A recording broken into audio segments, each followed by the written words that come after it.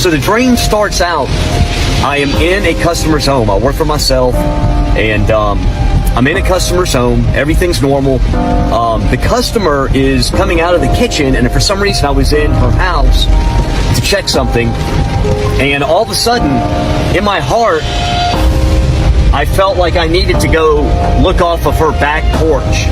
So I go to her back porch, and off in the distance, I see this little object moving towards me. And it looked like it was going slow at first, but then all of a sudden it started to get bigger. And as it got close, I realized it was a huge missile.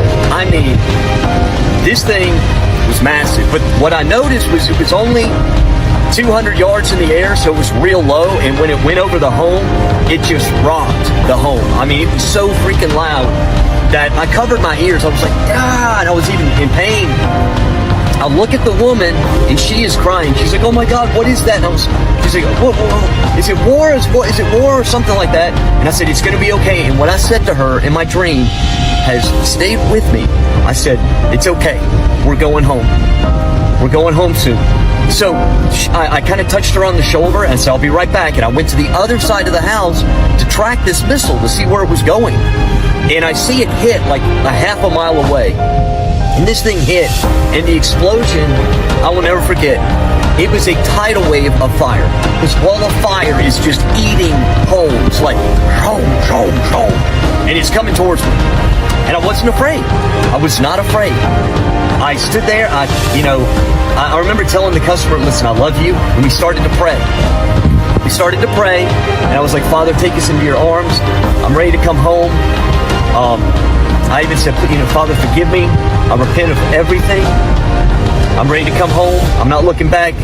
I can't wait to see you. And we were both praying. And so she's kind of by me, and I'm looking out the window, but we're praying. And right before the fire hits the home, I wake up. I mean, it was right at the window. And literally, I almost could feel the heat in the dream.